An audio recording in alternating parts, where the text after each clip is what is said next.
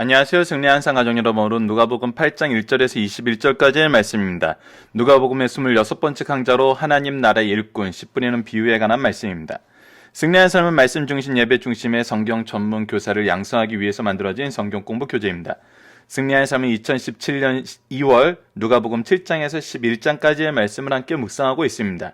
승리한 삶은 발행이신 박열 목사님의 구속사로 조망한 성경 연속 강해집을 통해서 편집이 되어 있습니다. 2016년 12월 신간에 대한 소개를 해드리겠는데 창세기 1, 2, 3권이 출간이 되어 있습니다. 저희들 어제 업로드했던 위크스터디를 통해서는 지금까지의 내용과 앞으로의 내용을 전반적으로 훑어보면서 누가복음을 통해서 하나님께서 우리에게 말씀하시고자 하는 것이 무엇인지 찾아보고 있습니다. 특히 이번 주 말씀에서는 오늘 말씀의 시작으로부터 우리가 중요한 내용을 확인할 수 있는데, 그것을 미리 좀 염두에 두시고 이번 주 말씀을 보시면은 여러분께서 훨씬 이해가 쉬우실 것입니다. 특히 오늘 말씀이 바로 이 세 가지 부분이 한꺼번에 이게 연결이 되어 있는데, 예수님 주변에 충성된 일꾼들의 모습이 나타나고, 그리고 씨 뿌리는 비유를 통해 나타난 하나님의 나라에 대해서 설명을 한 다음에 이 말씀을 듣고 따르는 자, 이것이 서로 이렇게 보완해서 설명해 주고 있어요. 씨 뿌리는 비유를 통해서 나타난 하나님 나라는 하나님 말씀이에요. 씨는 하나님의 말씀이었어요. 그 말씀에 대한 반응이, 그 말씀에 대한 순종이 하나님 나라의 영적인 소유를, 하나님 나라를 소유한 사람들의 그런 모습이었거든요.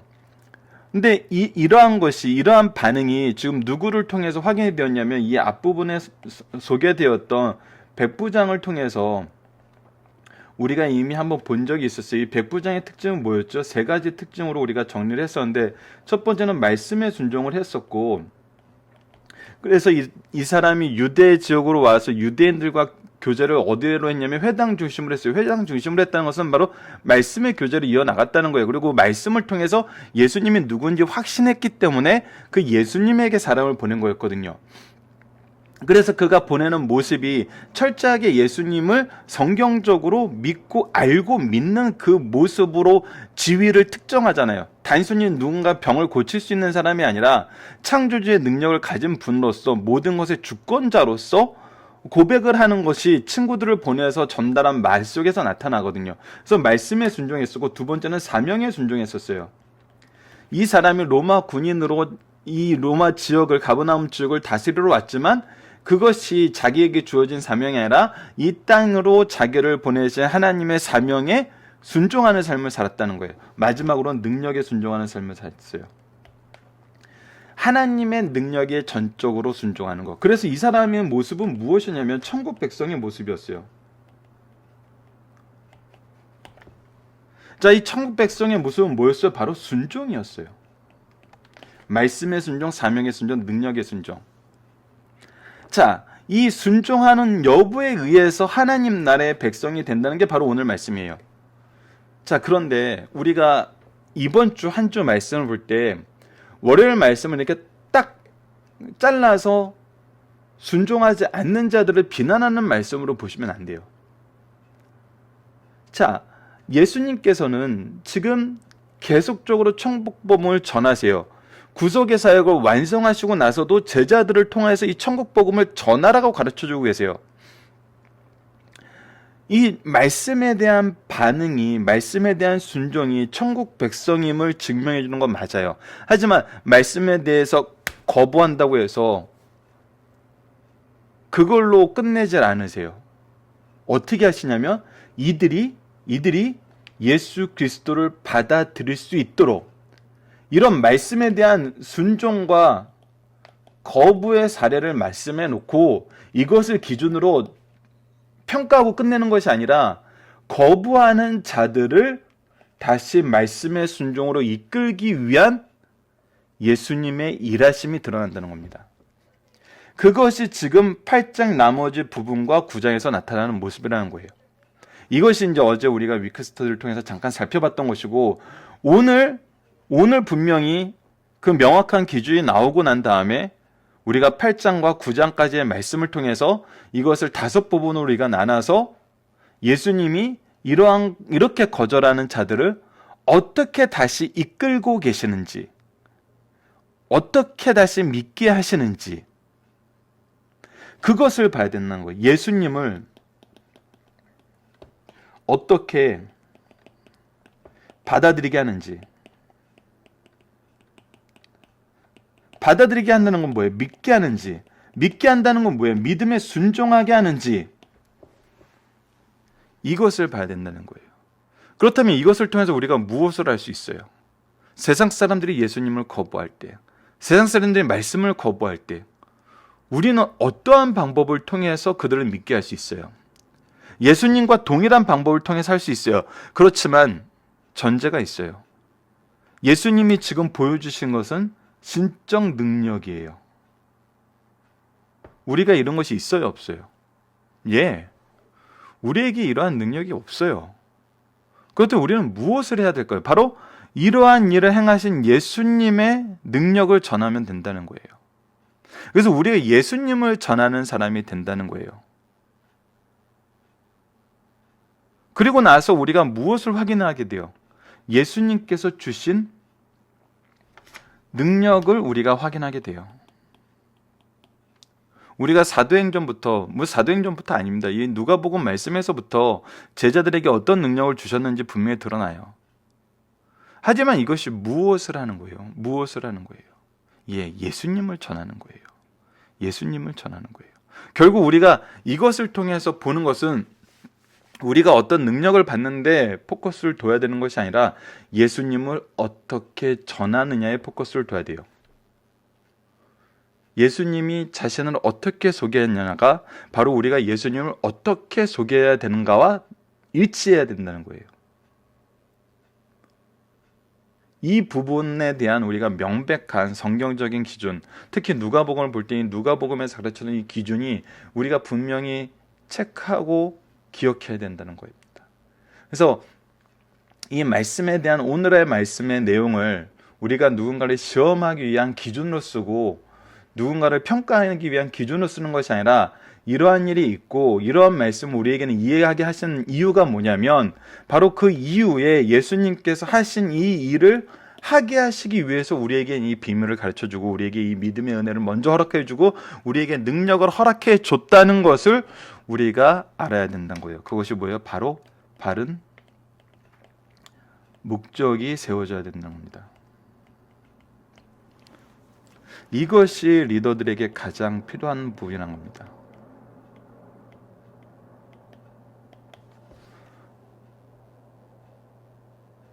여러분들 성경을 통해서 분명히 드러나는 건 뭐냐면 제자들이 자녀들이 무엇을 배우는가는 리더들이 무엇을 가르치는 것으로 결정난다는 거예요. 리더들이 어떻게 가르치느냐로 가장 많은 영향을 받는다는 거예요. 그렇기 때문에 리더의 모습은 예수님의 모습과 일치되도록 항상 점검을 해야 된다는 겁니다. 자, 봅시다. 그래서 우리의 믿음의 성장은 무엇으로 이루어지나요? 라는 것을 우리가 이번 주 내용을 통해서 보게 되는데, 자, 본문 말씀을 우리가 들어가도록 하겠습니다. 하나님 나라의 일꾼 씨 뿌리는 비유입니다. 그 후에 예수께서 각 성읍과 마을을 두루 다니시며 하나님 나라를 선포하시며 무엇을 하시는 거지? 예수님께서 사역하는 것의 목적이었냐면 바로 하나님 나라의 선포였어요.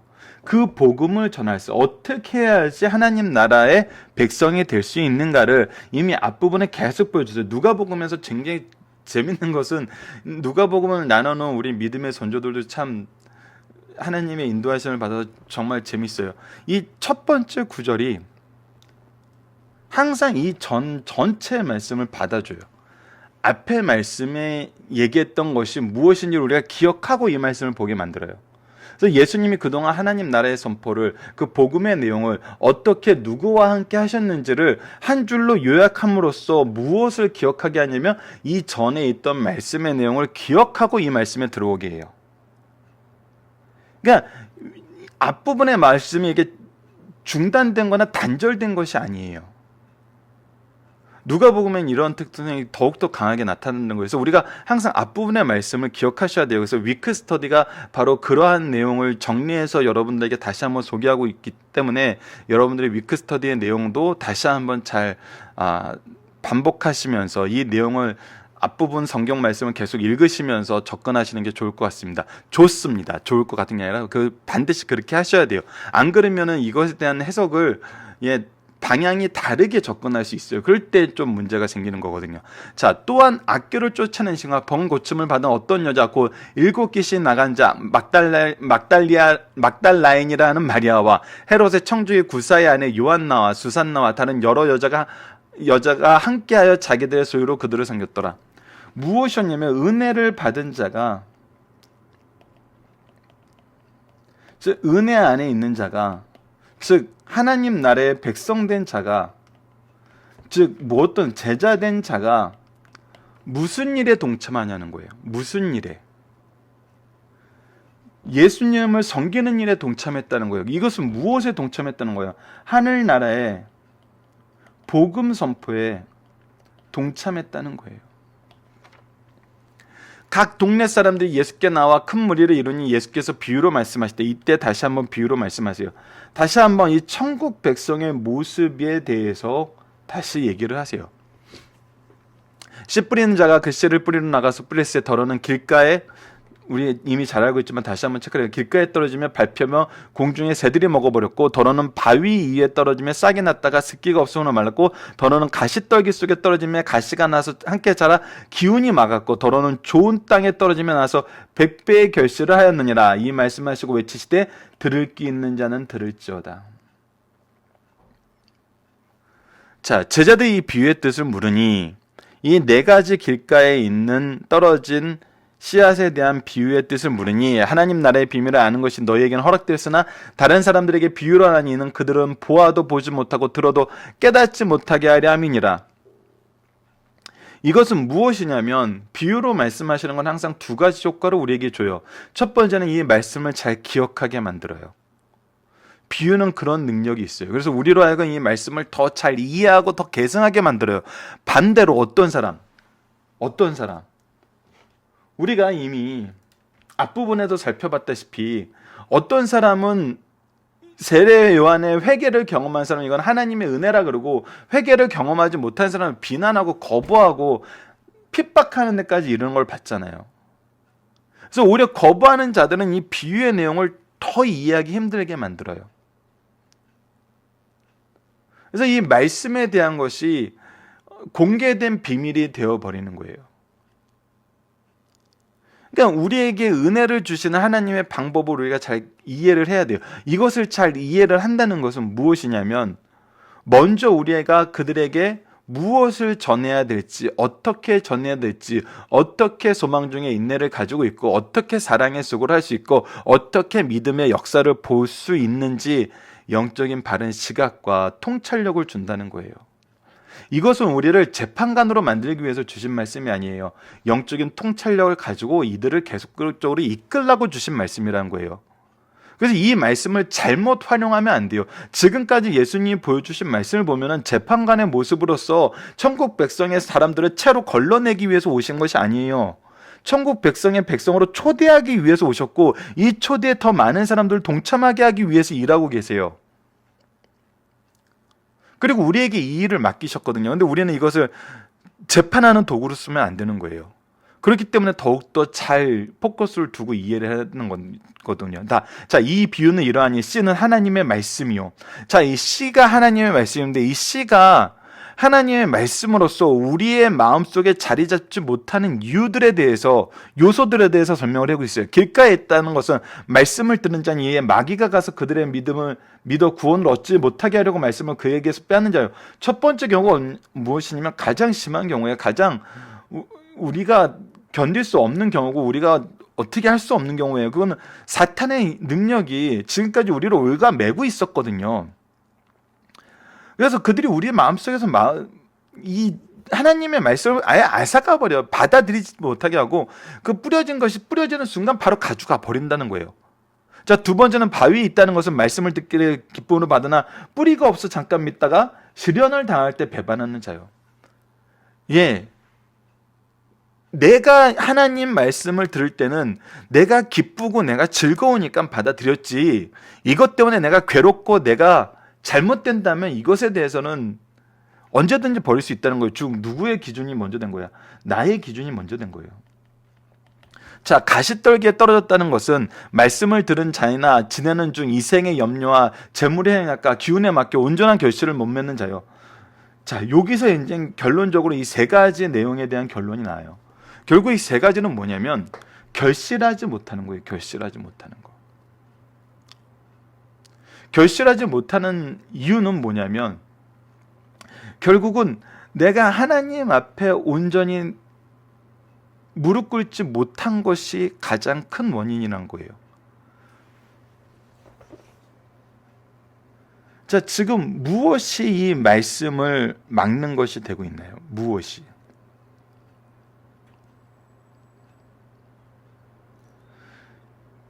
우리가 가지고 있는 어떤 다른 기준과 생각과 사상과 또 남이 얘기하는 평가. 자, 마귀가 가서 그들의 믿음을 구워 얻지 못하게 한다는 것은 우리가 예수님이 광야에서 시험 당했던 그 시험의 내용을 보면 더욱더 분명히 날 수 있어요. 마귀의 프레임과 마귀의 꼬임에 넘어가는 거예요. 왜? 그 넘어가는 이유가 뭐예요? 하나님이 우리에 대해서 말씀하신 그 말씀에 대한 의심이에요. 그 말씀에 대한 불순종이에요. 이미 누구의 기준이 더 신뢰감이 가는 거예요. 마귀의 기준이 더 신뢰감이 가는 거예요. 근데 그 마귀의 기준은 항상 어떤 걸로 오냐면 나의 기준을 조금씩 변화시키는 걸로 와요. 조금씩 변화시키는 걸로 와요. 아니야, 나는 마귀의 기준 안 따르러. 하지만 그 안에 나의 기준이 있어요. 그래서 시련 때는 없어져요. 시련은 이겨요. 하지만 꾸준히 내가 생각하고 내가 바라고 내가 소망하는 것이 하나님 말씀 안에서는 아닌 거예요. 하나님께서 허락해 주시는 것이 아닌 걸로 보이는 거예요. 그랬을 때 또 결실하지 못해요. 결국은 하나님이 기준이 되지 않고 하나님의 뜻이 내 삶의 이정표가 되지 않았을 때, 내가 다른 것을 보면서 살 때, 다른 것이 저 좋다는 믿음 안에서 나아갈 때 이 말씀은 열매를 맺지 못해요. 자, 그렇지만 좋은 땅에 있다는 것은 착하고 좋은 마음으로 말씀을 듣고 지켜 인내로 결신하는 자니라. 예, 인내라는 말씀을 할 때 항상 여러분들 소망의 인내라는 이 데살로니가 전서의 말씀을 기억하시면 좋아요.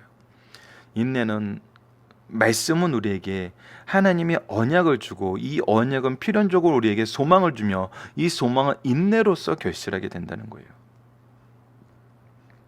그러니까 말씀은 항상 열매를 맺어요. 하나님의 뜻 안에서. 대신 우리가 분명히 기억해야 되는 것은 항상 우리가 무엇의 시험을 받는지 예전에도 다니엘서를 통해서 봤지만 이 때의 시험을 받아요. 마태복음과 다니엘서에서 이 잘못된 거짓 선지자들이 하는 일이 뭐였냐면 이 때를 자기들이 원하는 때로 바꿔서 선전하고 이용할 때 이들이 거짓 선지자가 되고, 우리 한국 사회에 그냥 길이길이 남을 이 이단들이 전부 이 때를 가지고 자기들이 마음대로 휘둘렀을 때 일어났던 일인 걸 우리가 이미 보고 있어요. 그렇기 때문에 이 때는 하나님이 결정하시는 거예요. 이 때를 믿음으로 소망 중에 기다릴 때 믿음의 역사가 일어나게 된다는 것입니다. 그래서 이것은 반드시 결실이 있어요. 이 결실은 하나님이 주시는 거거든요. 그래서 누구든지 등불을 켜서 그릇으로 덮거나 평상 아래 두지 아니하고 등경 위에 두나니 이는 들어가는 자들로 그 빛을 보려게 하려 하는 것이라. 숨은 것은 장차 드러나지 아니할 것이 없고 감추어진 것은 장차 알려지고 나타나지 않을 것이 없느니라. 하나님의 말씀은, 하나님의 뜻은 가려질 수 없어요. 감춰질 수 없어요. 우리의 삶 속에서 계속 드러나게 돼요. 누구를 통해서.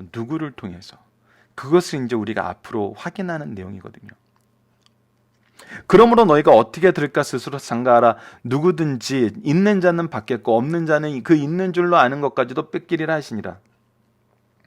바로 우리는 누구에 대한 믿음이 있어야 하냐면 예수 그리스도에 대한 믿음이 있어야 된다는 거. 이것을 얘기해 주고 있어요.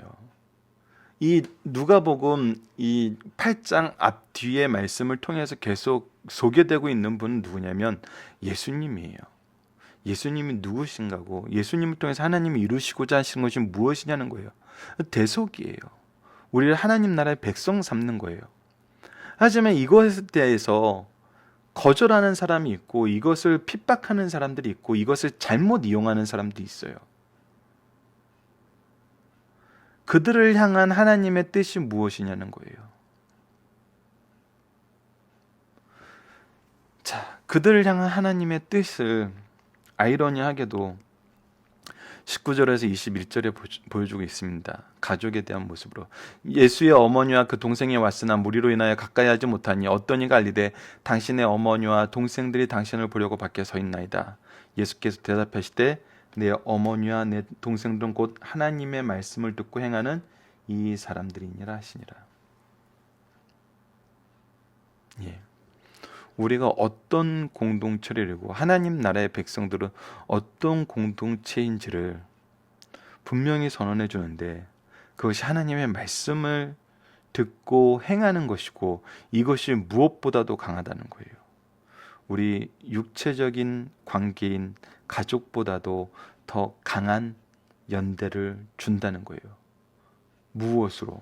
하나님의 백성됨으로.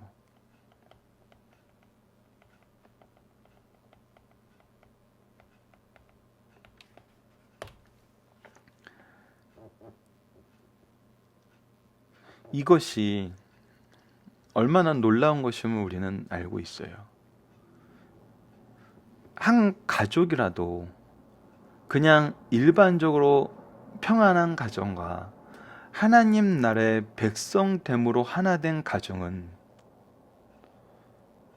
여러분들 객관적으로 보기에도 모습이 달라요.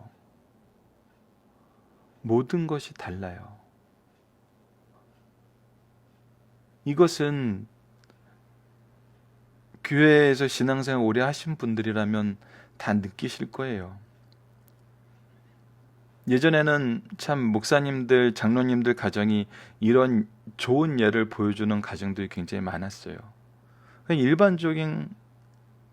일반적으로도 그렇게 다를 게 없을 가정이고 염려가 많고 참 힘든 상황이 많은데 그 가정에 평화가 있어요. 그 가정에 확신이 있어요. 그 가정에 인내함이 있어요. 그것이 하나님 나라의 백성된 가정의 모습이거든요. 이것이 교회 안에서 공고히 져요. 한국 사회가 좀 더 이렇게 공동체적인 이런 의식이 많을 때는 이것이 좀 더 쉽게 보여졌죠. 하지만 여러분 현대 사회에서도 교회만큼 이 하나님 나라, 하나님의 말씀 안에서 하나 된 이런 모습이 교회보다 더 드러나는 곳은 찾기 힘들어요, 여러분. 여러분들이 교회를 볼 때 이런 부분을 보실 수 있어야 돼요. 교회 안에서 그들이 보여주는 모습이 이 세상의 어떤 단체에서의 모습보다 정말 하나님 나라의 백성으로서의 보여주는 모습이 얼마나 놀랍고 두터운지. 그래서 이곳이 얼마나 정말 한 가족처럼 움직이고 있는지를, 어떻게 그럴 수 있는지를 보세요. 저는 이런 부분은 어떻게 보면 작은 교회일수록 더 잘 보여주고 어떻게 보면 이것이 작은 교회의 강점이라고도 볼 수 있다고 생각을 해요.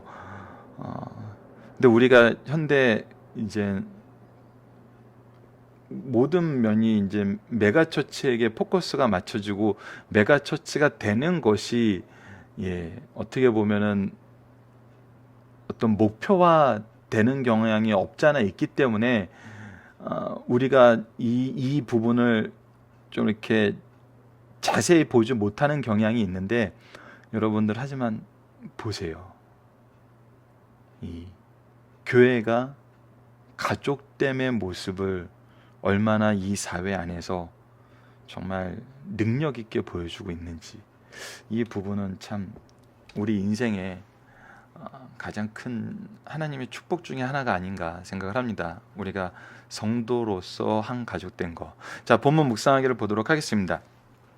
하나님 나라의 복음을 선포하시는 오게 된 변화는 무엇입니까? 이것을 의해서 받은 은혜 받은 자가 함께 동역하게 된다는 거예요. 동역자가 생긴다는 것은, 이것은 굉장히 중요한 부분입니다. 생명력을 보여주는 가장 중요한 척도예요. 즉 나는 누구에게서 배우고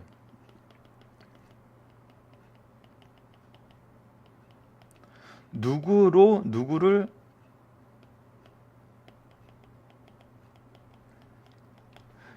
이거에 대한 항상 대답할 게 있게 되는 거예요.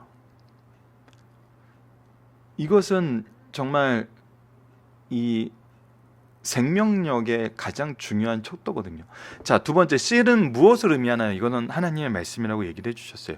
마귀가 하는 일은 무엇인가? 예, 그 말씀을 듣지 못하게 만드는 거예요. 말씀이 선포되지 못하게 만들고, 말씀을 듣지 못하게 만들고, 말씀이 필요 없는 것처럼 하게 만들어요.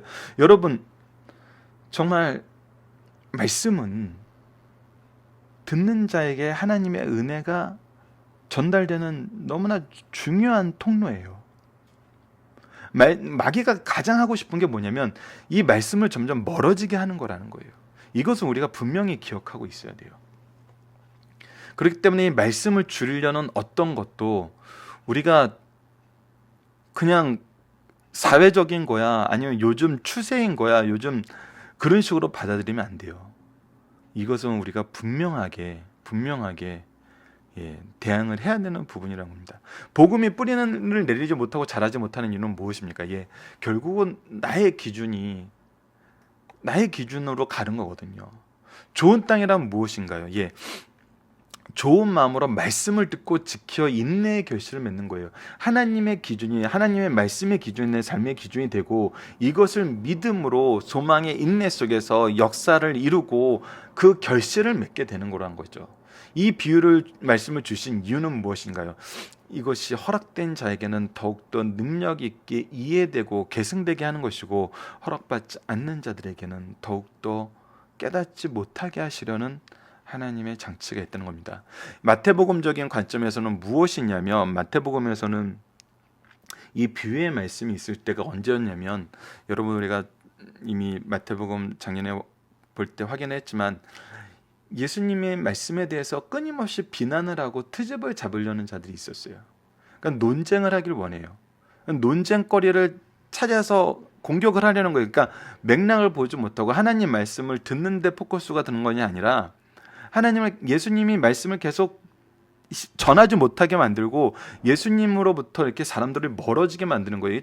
재밌는 한 가지 얘기를 들어주면, 예전에 저도 이거는 참 이 모임의 성격을 잘 보고 진행해야 되는 부분의 한 부분이라는 것을 경험한 적이 있는데, 이 찬양 집회에 대해서 우리가 이제 굉장히 좋은 토론을 할 때가 있었어요. 근데 이 정말 건설적인 토론을 해야 되는 부분인데, 계속 이것에 대해서 반대하는 의견, 이거에 대해서 싫어하는 이유, 그리고 그거에 대한 것이 성경적인 것이 아니라 감정적이고 뭐 이게 이런 활동적인 부분에서 계속 이렇게 제시가 되니까 그 토론장을 사람들이 하나둘씩 떠나게 돼요. 더 재밌는 거는 그거에 대해서 성경적인 논의가 실질적으로 들어가고 좀 더 깊이 있는 말씀에 그런 연구가 들어가니까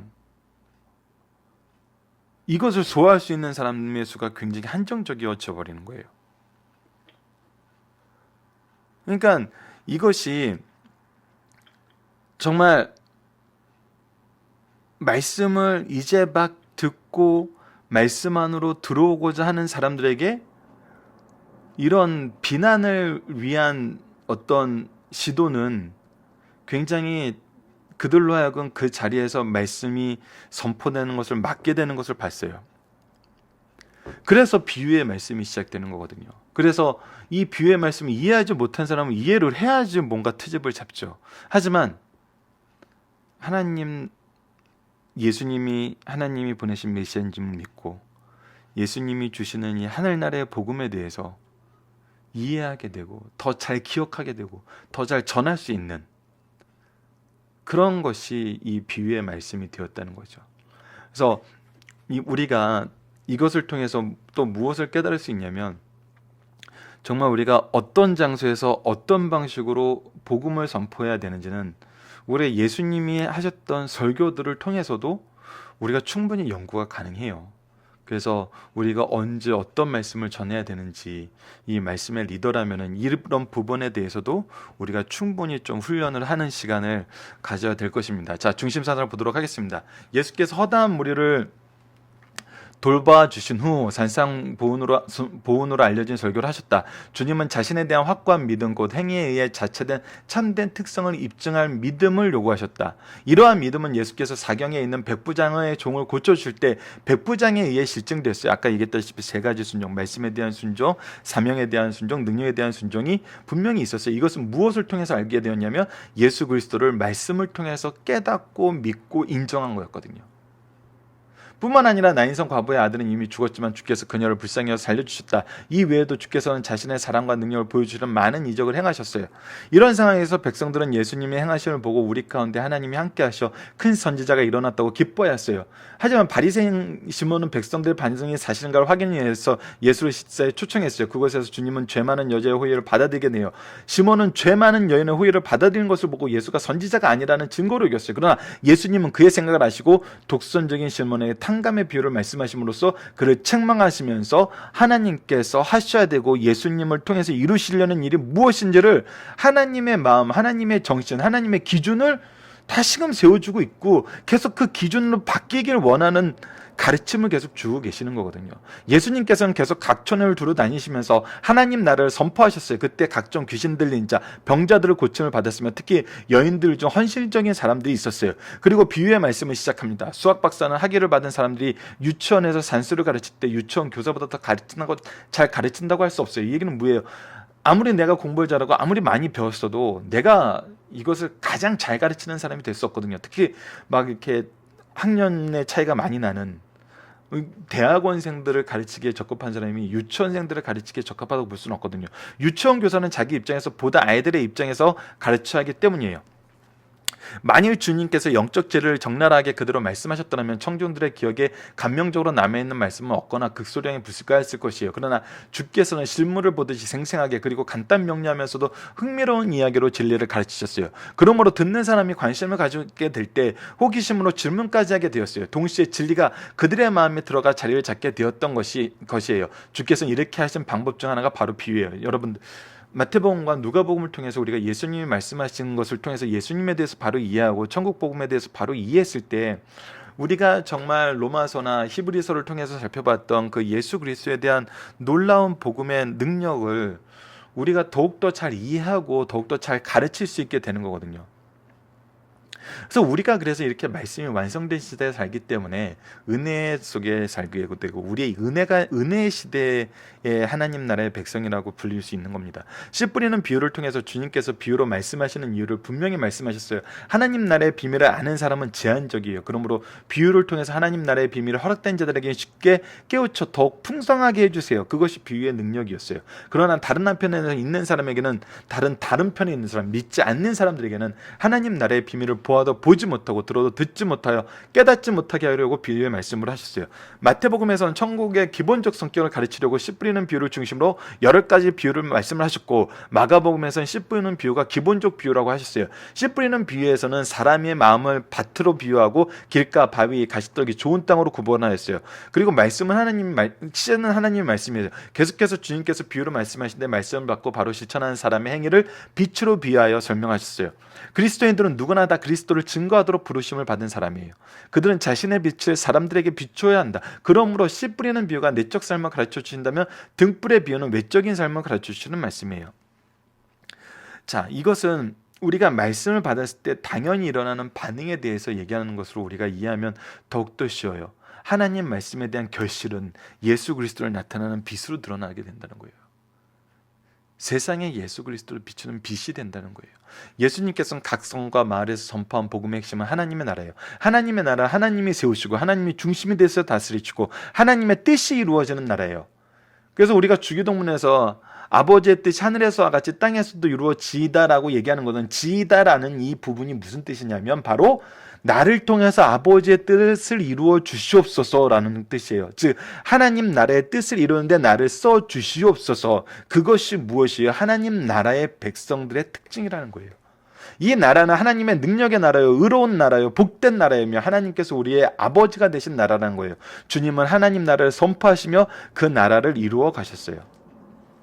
두 번째, 주님을 섬긴다는 것은 시간과 재능과 물질이 수반되는 거예요. 거짓된 사랑은 말고 혀로만 고백하는 것으로 실제로는 아무것도 주지 않는 것과 같아요. 본문에 나오는 여인들은 자기의 소유로 그리스도를 섬기는 묘미를 알았던 참으로 행복한 여인들이에요. 그 후 많은 사람들이 자신과 자신의 것을 들여 주께 헌신하였어요. 그래서 우리가 박윤일 목사님이 심하시던 교회를 경험하신 분은 알겠지만 우리에게 주신 구원의 은총과 일용할 양식 주시며 감사해서 우리에게 주신 물질 가운데 일부를 바쳤습니다. 우리에게 주신 물질뿐만 아니라 시간과 재능과 물질을 모두 하나님이 주신 것으로 알고 하나님의 뜻대로 사용하게 하여 주시옵소서. 하나님의 뜻이 이루어지는 데 사용하게 하시옵소서. 이것이 우리가 어려서부터 늙기까지 죽기까지 우리가 가져야 되는 기준이에요. 삶의 철학이에요. 모든 것은 하나님의 것이고 하나님 나라의 확장을 위해서 쓰임받는 것이, 그것이 청지기의 삶으로서 이 세상을 삶는 사람들의 핵심적인 가치라는 거예요.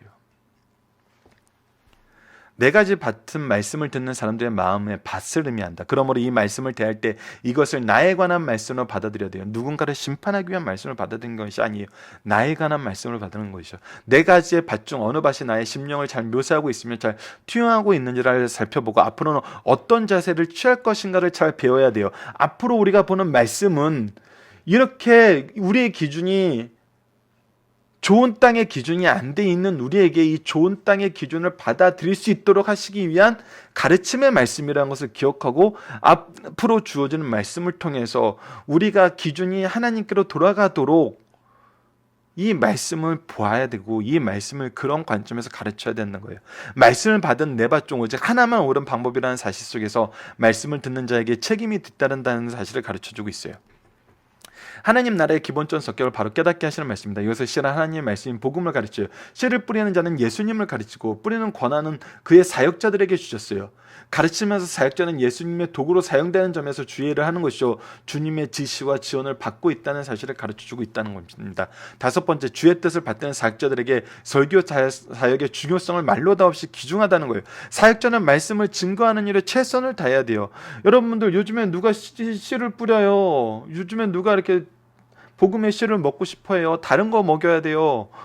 아니라는 거예요. 사역자는 말씀을 증거하는 일에 최선을 다해야 한다는 거예요. 그러나 본문에 자신의 설교를 통해 큰 역사가 일어날 것을 지나치게 기대하지 말라는 경고의 말씀이라는 사실도 잊지 말아야 돼요. 잘 준비된 설교를 듣고도 전부가 천국에 들어갈 수는 없을 텐데 하물며 그렇지 못한 준비되지 않은 설교는 절대 있어서는 안 되는 사실도 멸심해야 돼요. 우리가 밭에 씨를 뿌린다는 것은 예수 그리스도의 복음을 전한다는 것이고 예수 그리스도를 전한다는 것이에요. 이것을 어떻게 해야 되는지를 연구해야 돼요. 이것이 안 되고 이것이 효과가 없으니까 설교 시간에 딴 거를 해야 된다, 다르게 해야 된다, 다른 것을 준비해야 된다라는 것은 더 이상 우리가 그리스도의 제자가 아니라는 것이죠. 씨 뿌리는 데 쓰시겠다 했는데 씨를 뿌리지 않아요. 그거는 우리가 정말 주의해야 되는 부분이라는 것을 다시 한번 가르쳐주고 있다는 것입니다. 우리가 받은 영적 교훈은 부지런히 활용해야 된다는 거예요. 복음은 존중하고 고백하고 증거하고 나도 하여도 실천하지 않고 지성이나 입술에만 머물러 있어서는 안 된다는 거예요. 하나님께서 밝힐 빛을 높이 들어 주위에 있는 사람들에게 비추어 그들로 빛 가운데 살게 해야 되는 거예요. 이 빛은 착한 행실이라는 것입니다. 자, 마지막입니다. 은혜의 수단을 통하여 받은 유익의 정도는 전적으로 그것을 어떻게 활용하느냐에 따라 달랐어요. 예를 들면 기도하고 성경 읽고 말씀을 듣는 것은 신앙을 바르고 튼튼하게 하는 행위 중 기초적인 거예요. 하지만 그것을 실천하는 삶이 없다면 신앙이 항상 되기는커녕 더 악화돼요. 왜냐하면 부주의하게 듣고 경외심을 가지고 실천하지 않는다면 의식은 있으나 변화는 능력이 있는 삶은 없기 때문이에요. 이 말씀은 우리가 앞으로도 계속 확인하게 됩니다. 예수님께서 이 부분을 어떻게 실천했는지를 계속 보여주고 있거든요. 살펴보기 정답은 여러분 카페를 통해서 확인해 주시고요. 적용하기는 복음을 접한 우리의 삶은 어떤 모습으로 변해가야 하나요? 예. 결실이 있고 소망의 인내가 있는데 이것은 말씀을 통해서만 이루어집니다. 말씀이 우리의 삶 속에 우선 가까이 있게 되고 우리 삶의 기준이 돼야 돼요. 성경이 무엇인가를 보는 것은 굉장히 중요합니다. 오늘 제가 좀 외부에 나가서 오랜만에 이제 서점에 나가서 여러 가지 책들을 보고 있는데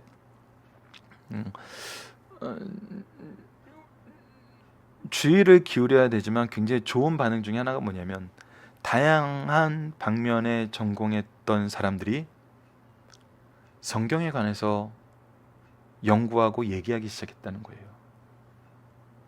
저는 이것은 굉장히 중요한 내용이라고 봅니다. 그리고 얼마나 아이러니한가를 볼 수 있어요. 말씀을 연구하고 전해야 되는 그런 사명을 받은 사람들은 그 사명에서 점점 멀어지고 있는데 마치 예수님 시대에 바리새인과 대제사장들은 메시아에 대해서 연구하고 메시아에 대해서 전하는 일에 점점 멀어져 가고 있고 그들의 정치적인 그들의 주의적인 부분에 매몰되어서 다른 기준으로 살고 있는데 예수님께서 세리와 어부들과 소외받은 사람들을 불러서 제자로 삼으시고 그들을 구속사의 능력 있는 일꾼으로 세워서 하나님 복음 선포에 쓰셨던 것처럼 요즘은 너무 다양한 분야에 계신 분들이 이 말씀에 대한 연구와 이 말씀에 대한 선포를 이제 책으로 내는 데까지 이루고 있다는 거예요. 물론 주의해야 될 부분도 많이 있어요. 주의해야 될 부분도 많이 있어요. 정말 얼토당토하는 이상한 해석들을 하는 것이 많이 있고 그런 서구의 학자들이 많이 있는 것을 저는 또 이미 그들의 책을 통해서 접하고 있고 그들이 또 유튜브에 뿌려놓은 여러 가지 영상을 통해서 확인할 수 있는데 하지만 오늘 몇몇 부분 확인한 거는 정말 그들의 입술에서 단 한 가지 차이거든요.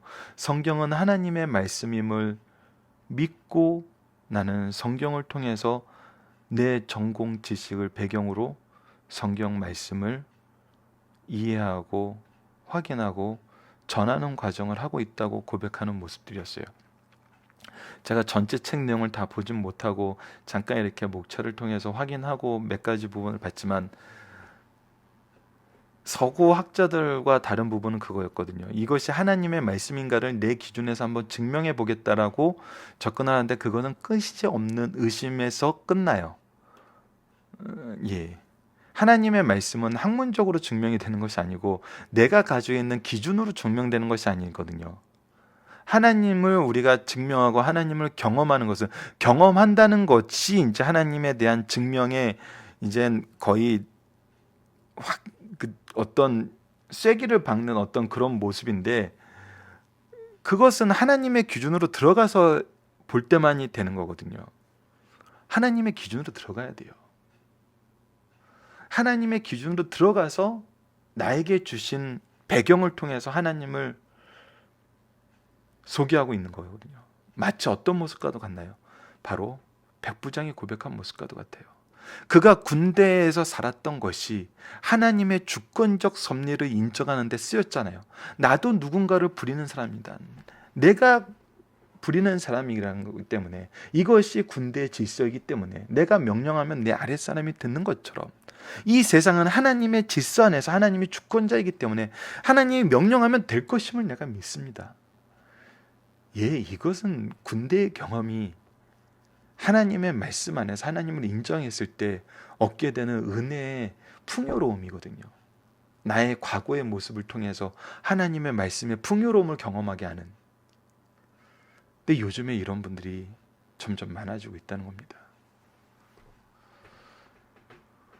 이것이 우리가 변해져야 되는 모습이라는 거예요. 여러분들, 누가복음에서 오늘 굉장히 긴 말씀이어서 더더욱 그렇지만 길어지고 있는데, 누가복음 우리 2장에서 어떻게 해야지 회개에 합당한 열매를 맺습니까? 세리와 군인들이 세례 요한을 찾아와서 얘기를 했어요. 어떻게 얘기합니까? 그 자리에서 바르게 살아라요. 그러니까 나를 이 자리에 있게 하신 하나님의 사명을 깨닫는 거거든요. 그곳에서 복음의 등불이 되는 거거든요. 우리는 이 삶을 찾아야 돼요. 이 삶을 찾게 도움을 주는 리더들이 돼야 돼요. 이 삶이 참된 인생의 목적이 되는 삶임을 가르치는 부모가 돼야 된다는 거예요. 이것을 우리가 실천할 수 있는 승리한산 가족 여러분들 되었으면 합니다. 말씀을 기초로 기도하기를 통해서 마치겠습니다. 복음이 우리에게 준 능력과 의로움과 복됨을 통해 우리를 회복시키시고 변화시키시고 열매 맺게 하심을 감사합니다. 천국의 참된 백성으로 예수 그리스도의 구원의 빛을 비추는 하나님의 일꾼이 되게 하여 주소서. 예수님 이름으로 기도드립니다. 아멘.